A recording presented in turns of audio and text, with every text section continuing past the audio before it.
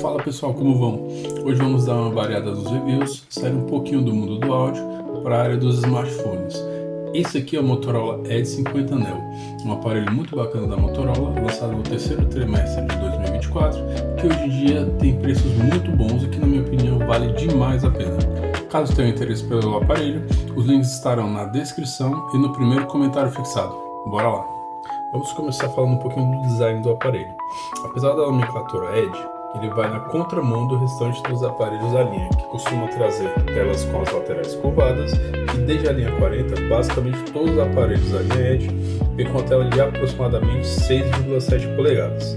Ele, por sua vez, tem uma tela sem curvas de 6,4 polegadas, deixando ele muito mais compacto que a grande maioria dos celulares disponíveis no mercado hoje em dia, sendo superado nesse quesito apenas por alguns iPhones, que não sejam o Pro ou Pro Max, e Samsungs da linha S, variando com telas entre 6.1 e 6.3 polegadas, dependendo do aparelho.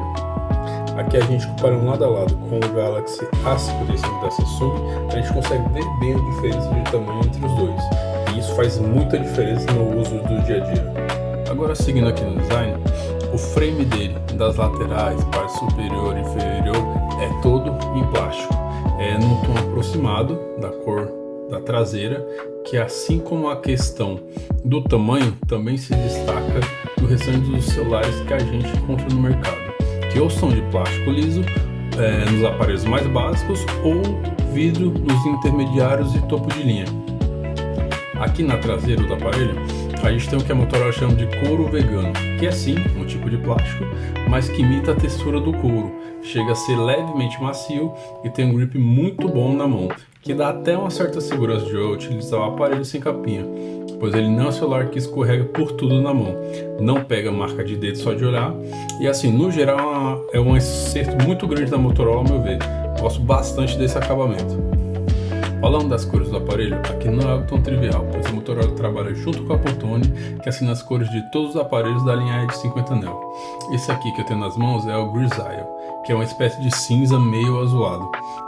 As outras cores que temos da linha são a Poinciana, que é um vermelho bem forte e chamativo, a cor Latte, que é uma espécie de marrom bem clarinho, quase que um pingado de padaria, e o Mocha Mousse, que já é um marrom mais escuro, tom de chocolate mesmo, que é uma cor que saiu depois do lançamento inicial do aparelho. E novamente o Grisaille, que é esse cinza meio azulado, né? Particularmente a minha cor favorita da linha. Passando agora para outras características, na bandeja de SIM card dele, ele aceita apenas um cartão físico e um eSIM, não possuindo entrada para cartão de memória. No caso, esse aparelho aqui tem 256 GB, né? Então que é um armazenamento ok para os dias de hoje, então é bem tranquilo, você vai conseguir pôr bastante arquivos nele, né? Ele possui som estéreo utilizando os falantes inferior e superior, utilizado para chamadas também. Ele possui certificação IP68 e ainda certificação militar, onde ele passa por testes em altas temperaturas, temperaturas negativas, teste em chuva e até mesmo em grandes altitudes. Ele vem com o Android 14 de fábrica, com promessa de 5 anos de atualização, melhor inclusive que os próprios tops de linha da Motorola. Aqui a gente pode ver que ele já está na versão 15 do aparelho, foi atualizado recentemente e ainda espera-se que ele vá chegar até o Android 19 se a Motorola cumprir com a promessa de 5 anos de atualização. O sistema dele é o Hello UX, que é para Motorola como a One UI é para a Samsung. A versão Android com as modificações e adições feitas pela fabricante, ele é um sistema muito fluido, rápido, extremamente leve, e a cada ano a Motorola vai adicionando mais coisas nele, mas sem ficar pesado demais. Agora temos transparências no fundo, as animações de transição e abertura de aplicativos são bem rápidas, bem caprichadas, o sistema é bem leve e visualmente ele está bem agradável e coeso, com uma grande gama de customizações possíveis. Aqui no menu personalização a gente pode trocar plano de fundo, temas no geral, que a gente já troca tanto o formato dos ícones quanto o plano de fundo utilizado de uma vez, fontes, a gente vem por padrão aqui da Motorola, temos outras opções como a própria do Android, essa Slab, Square, New, Grotesque, tem uma variedade grande logo de fábrica, né? Configuração de cores aí de todo o sistema, a gente tem aqui versões Pantone específicas para cada aparelho, esse aqui no caso é o Grisaille, vamos seguir conforme a gente é ofertado aqui, formas dos ícones, Aqui a gente consegue configurar toda a tela de bloqueio, a forma como os ícones de notificações aparecerão na tela de bloqueio, entre outras coisas como texto, tamanho, layout, animação da digital também, temos algumas opções, sons. Aqui a gente já vai aplicar o modo escuro, vamos deixar salvo, ou seja, muitas possibilidades para deixar o aparelho do jeito que você quiser. Um ponto que é importante salientar é a parte de segurança, que vem sendo um ponto focal na Motorola através do modo Secure, onde temos várias opções de configurações voltadas para a segurança do aparelho, aplicativos sensíveis, redes e etc. O aparelho possuindo motogestos.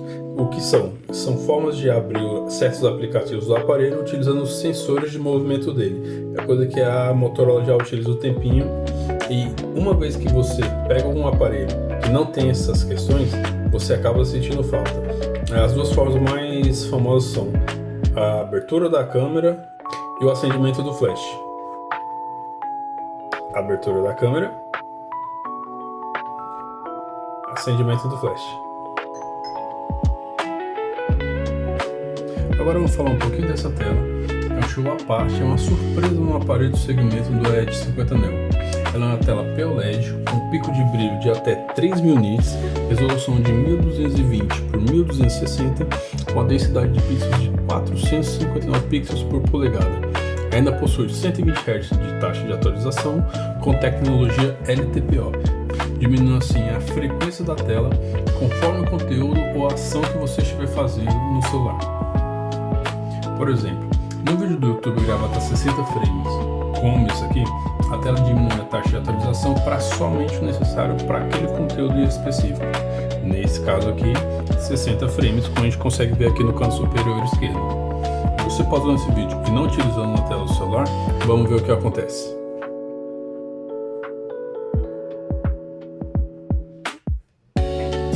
Cai para 1, tá vendo ali? Ou seja, é a frequência mínima necessária para funcionamento da tela.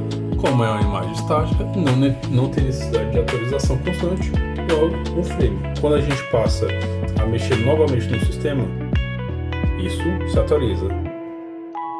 Mexer 120, 120, que é a configuração padrão. Vamos parar um pouquinho de mexer novamente, volta para 1. Assim, esse é um celular que tem essa atualização melhor do que muitos aparelhos top de linha. Ele é muito granular nessa atualização. Isso aí a gente pode, em dados momentos, a gente vai ver a tela com 120, com 60, com 30 frames, com 1. Então assim, tem muitos degraus, muitos steps, né? Cara, é uma tela sensacional. Sensacional, ainda mais pensando no segmento que esse aparelho pertence e o preço que a gente consegue ele hoje em dia. E isso ainda se reflete numa economia grande de bateria. E falando de bateria, ela tem uma capacidade de 4.310 mAh, o que é um pouco abaixo da média para os Androids, né? Muito devido ao seu tamanho mais compacto que o restante dos concorrentes. No meu uso padrão, consigo entre 5 e 6 horas de tela sem problemas com ele. Isso alternando entre navegação na internet, redes sociais, um jogo aqui a colar ocasionalmente, bastante YouTube, Bluetooth ligado basicamente o tempo todo. Agora, a melhor parte, na opinião, é o carregador parrudo que acompanha o aparelho.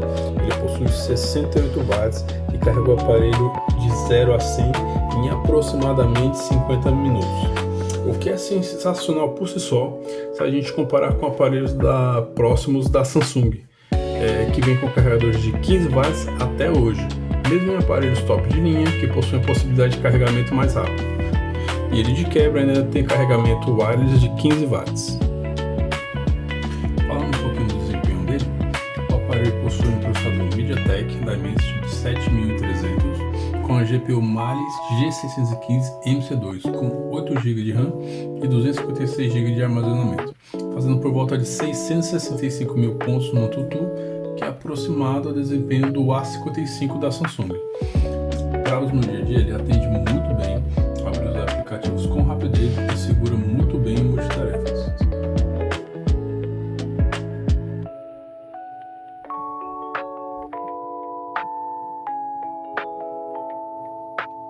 Agora mais voltado para a parte de jogos, ele garante boa jogabilidade em jogos leves, indies, rodando entre 30 e 60 frames a depender do jogo, ou mesmo acima disso, podendo chegar a 90 ou 120 em jogos mais leves, né?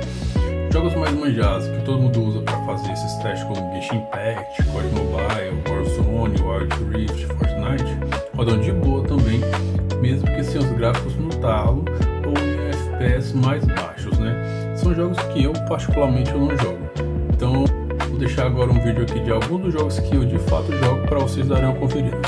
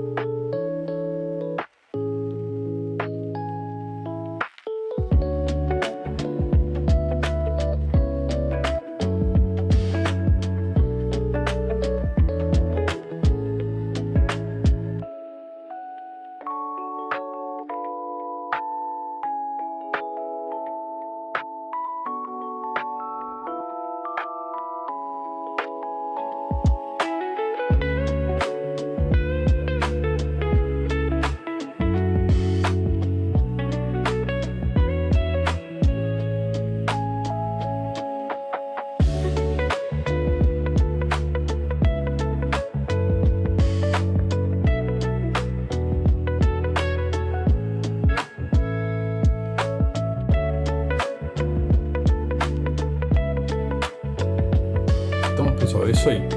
Mais um overview do aparelho. Cara, sensacional. Gosto muito da forma compacta dele. A questão da tela é totalmente acima do segmento que ele pertence. O desempenho é um desempenho bacana para o uso do dia a dia. Jogos leves, roda tranquilamente, sem problema nenhum. Os aplicativos do dia a dia funcionam muito bem, rápido, fluido o sistema. Questão da tela com a tecnologia de LTPO. Fora de série. Atualmente a gente consegue achar ele na casa de R$ 1.500, R$ 1.600 em promoções. Isso já até mesmo com parcelamento, né? Não tem nenhum aparelho que eu particularmente conheça que tenha as mesmas especificações dele. Todo o IP68, 256 GB de RAM. Então assim, fora de série mesmo, recomendadíssimo, beleza? Então é isso aí, pessoal. Caso tenham dúvidas, fico à disposição. Dúvidas, sugestões, críticas, fica aberto aí os comentários. E é isso aí. Até a próxima.